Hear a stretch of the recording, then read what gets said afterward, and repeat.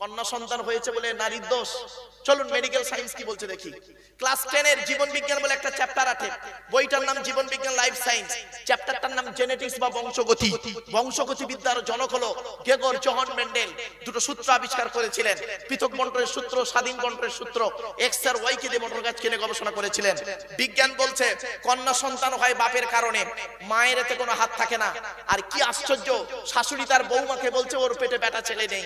ছি ছি ছি, দোষ যদি দিতে হয় তুমি তোমার ছেলেকে দাও, বৌমাকে নয়। এবার আসুন কোরআন কি বলছে দেখি। কোরআনের কি লেখা আছে দেখি। কোরআনের 25 নম্বর খণ্ডে বা পারাতে 7 নম্বর পৃষ্ঠাতে 11 নম্বর লাইনে সূরার নাম সূরা শুআরার মধ্যে বলা হয়েছে লিল্লাহি মুলকুস সামাওয়াতি ওয়াল আরদি ইয়াখলুকু মা ইয়াশা। সৃষ্টিকর্তা বলছেন আসমান পৃথিবী জমিনের সৃষ্টিকর্তা হলাম আমি মালিক, আমি যা খুশি তাই সৃষ্টি করতে পারি। ইয়াহাবু লিমান ইয়াশাউ ইনাসা, যাকে খুশি তাকে শুধু কন্যা দান করি। ঠিক না বেঠিক? এখানে অনেক মানুষ আছে হিন্দু মুসলিম, কারো দুটো মেয়ে রয়েছে, কারো তিনটে মেয়ে রয়েছে, নেই? আবার বলছেন ওয়াহাবু লিমান ইয়াশাউ যুকুর, আমি যাকে খুশি তাকে পুত্র দান করি। কারো তিনটে পুত্র সন্তান, দুটো পুত্র সন্তান, কন্যা সন্তান নেই। আবার সৃষ্টিকর্তা বলছেন আও ইজাউবিহুম যুকরানা ওয়া ইনাসা, আমি যাকে খুশি তাকে পুত্র কন্যা উভয় দান করি। দেখবেন দুটো ছেলে দুটো মেয়ে, একটা ছেলে একটা মেয়ে। আবার সৃষ্টিকর্তা বলছেন ওয়ায়াজআলু মান ইয়াশাউ আকিমা, আমি যাকে খুশি তাকে পুত্র কন্যা তাকে বঞ্চিত করে বাঁজা করে রাখি। নেই? কোটি কোটি টাকার মালিক ছেলে হয়নি, মেয়ে হয়নি, তাহলে নারীর দোষ দেন কেন আপনারা? করজোড়ে আপনাদের বলে যাচ্ছি, এটা একটা মারাত্মক খারাপ কাজ, মারাত্মক খারাপ বদনাম হিন্দু মুসলমানের মধ্যে রয়েছে। কন্যা সন্তান যদি জন্মগ্রহণ করে, কন্যা সন্তান যদি জন্মগ্রহণ করে, সেখানে প্রচুর পরিমাণ মেয়েকে, বৌমাকে প্রেসার ক্রিয়েট করা হয়। অনেক স্বামী এখানে আছে কন্যা সন্তান হলে মুখটা বেঁকে যায়। আরে কন্যা সন্তান, পুত্র সন্তান কি বলছেন? কত ছেলে আছে বাপের ভাত দেয় না, ঠিক না বেটি? আর কত মেয়ে আছে বাপের মুখকে উজ্জ্বল করে, ঠিক না বেটি? আপনি ভেবেছেন? কোনদিন ভাবেননি। ছেলেই কি আপনার মুখকে উজ্জ্বল করে? কত ছেলে আছে বাপের মুখে একদম কি বলবো অপমানিত, লাঞ্ছিত করে দেয় বাপকে তার ব্যবহারে ছেলে। আর কত মেয়ে আছে এমন ব্যবহারে বাপের মুখ উজ্জ্বল হয়, হয় না? তাহলে আপনি এটা কেন দেখছেন কন্যা সন্তান, পুত্র সন্তান? এক নম্বরে এই রোগটাকে আপনারা তাড়ান। হিন্দু মুসলিম জ্ঞানী গুণী বুদ্ধিজীবীদের কাছে আমার একান্ত আবেদন, এই রোগটাকে আপনাকে তাড়ানোর চেষ্টা করুন। চলুন আমরা হিন্দু মুসলিম উভয় দেখতে যাই যে নারী পুরুষ এই যে বিভেদটা তৈরি করে রেখেছি আমরা, যে কন্যা সন্তান হলে মুখ বেঁকে যাবে, পুত্র সন্তান হলে মিষ্টি বিলাই করবে। আরে চিত্তরঞ্জন হসপিটালে আমি আমার মাকে নিয়ে 45 দিন পড়েছিলাম। আমি আমার মাকে নিয়ে 45 দিন চিত্তরঞ্জন হসপিটালে পড়েছিলাম। অনেক মানুষের সঙ্গে আমার দেখা হয়েছে, কেউ বিশ্বাসই করতে পারে না আব্দুল্লাহ গিল মারুফ সাহেব এইখানে দাঁড়িয়ে থাকবে গাছের তলায়, এখানে ওখানে, তো অনেকে পরিচিত হয়েছে।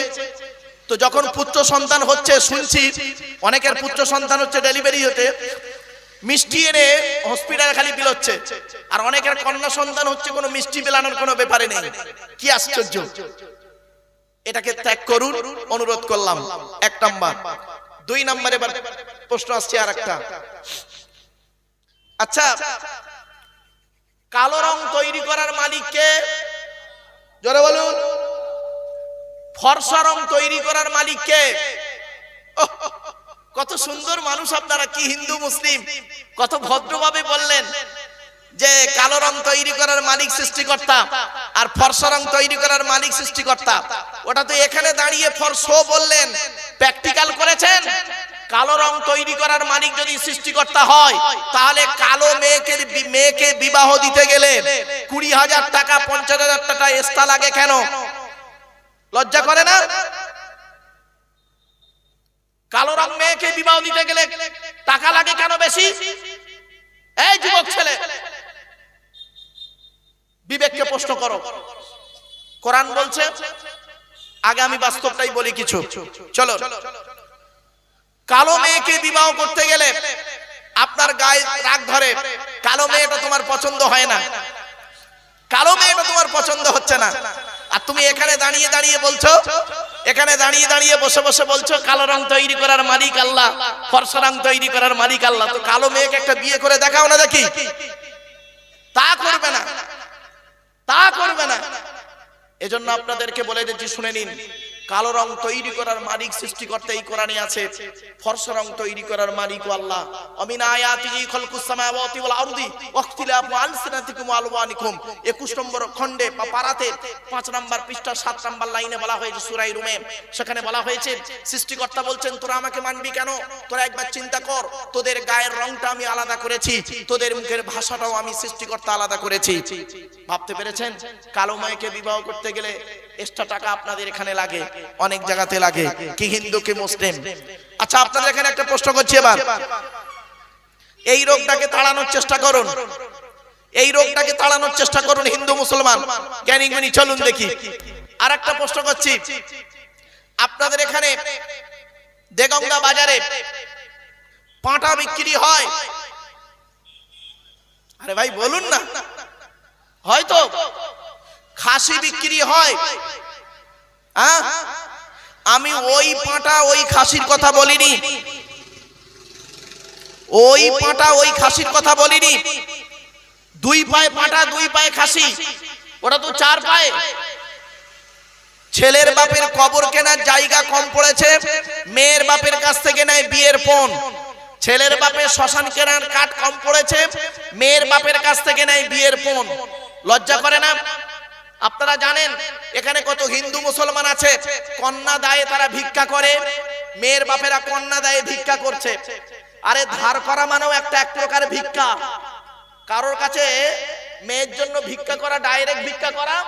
আর কি করছে, একজনের কাছে হাতে পায়ে ধরে বলছে ভাই 5 লাখ টাকা ধার দে, আমার মেয়েটার বিয়ে দি। ভাবতে পেরেছেন? যে ছেলেটা মাধ্যমিক পাশ করলো, নিরুপমার করুণ গল্পটা গল্পগুচ্ছ কাহিনী রবীন্দ্রনাথের লেখা, দেনা পাওনা গল্প পড়ার পরে সে ছেলে যদি বলে মাধ্যমিকে স্টার পেয়েছি, আমার সার্টিফিকেটের দাম হলো 50,000 টাকা, ইয়াম্মা গাড়ি, 5 ভরি সোনা, তবে একটা গরিবের মেয়েকে বিবাহ করব। আমি আব্দুল্লাহির মারুফ বলে যাচ্ছি, মাধ্যমিকে স্টার পাওয়া ছেলেটার থেকে যে ছেলেটা 4 পাস করে বাড়িতে বসে থাকে, 4 পাস করা ছেলেটা মাধ্যমিকে স্টার পাওয়া ছেলের থেকে ভালো। লজ্জা করে না? কন্যা দায়ে নিজের বোনকে কি অবস্থা করতে হচ্ছে। আজ দেখেন এখানে যত মানুষ বসে আছেন, এনারা ডাইরেক্ট কোন নেয় না, ইনডাইরেক্ট কোন নেয়। ছি ছি ছি, লজ্জা করা উচিত। আপনি নামাজি না, আপনার গালে দাড়ি রেখেছেন। আরে মুসলমান কাকে বলে? গালে দাড়ির নাম মুসলমান? হ্যাঁ, গালে দাড়ি রাখার নাম শুধু মুসলমান? চলুন দেখি, দেখে নিন। এই জেলাটার নাম উত্তর 24 পরগনা, তাই তো নাকি? এই জেলাটার নাম উত্তর 24 পরগনা। আচ্ছা, এর পরের জেলা হলো কলকাতা, তারপরের জেলা নদী পার হয়ে জেলাটার নাম হলো হাওড়া, তাই তো নাকি? হাওড়া বলে একটা জেলা আছে, হাওড়া জেলার বাগনান বলে একটা থানা আছে, নাম শুনেছেন? বাগনান। বাগনান কদিন আগে বাগনান কলেজে গিয়েছিলাম একটা লেকচার দিতে, তো বাগনান কলেজে গিয়ে কথাটা আমি তুলে ধরেছিলাম, কি মুসলমানটা কে? গালে দাড়ি রাখলে শুধু মুসলমান নাকি? আমার গালে কি দাড়ি দেখতে পাচ্ছেন? এই গ্রেট পোটার রবীন্দ্রনাথ ঠাকুরের গালের দাড়িটা অনেক বড় দাড়ি ছিল আমার থেকে। ব্যারিস্টার উমেশ চন্দ্র বন্দ্যোপাধ্যায়, সুরেন্দ্রনাথ বন্দ্যোপাধ্যায়ের গালে দাড়ি ছিল, রামকৃষ্ণ পরমহংসদেবের গালে দাড়ি ছিল, আসারাম বাবুর গালেও দাড়ি আছে, রামদেবের গালেও দাড়ি আছে। মুসলমান নয়। যদি বলেন মাথায় টুপি দেবার নাম মুসলমান, আমার মাথায় কি টুপি দেখতে পাচ্ছেন? এ গ্রেট ন্যাশনাল হিরো, যিনি বলেছিলেন give me blood I shall give you freedom, Netaji Subhas Chandra Bose, যিনি বলেছিলেন তোরা আমাকে রক্ত দে আমি তোদের স্বাধীনতা দেব, তারও মাথায় টুপি ছিল। পণ্ডিত জওহরলাল নেহেরুও মাথায় টুপি দিতেন, আন্না হাজারও মাথায় টুপি দিত, পাঞ্জাবিরাও পাগড়ি পরে, এটা মনে রাখবেন।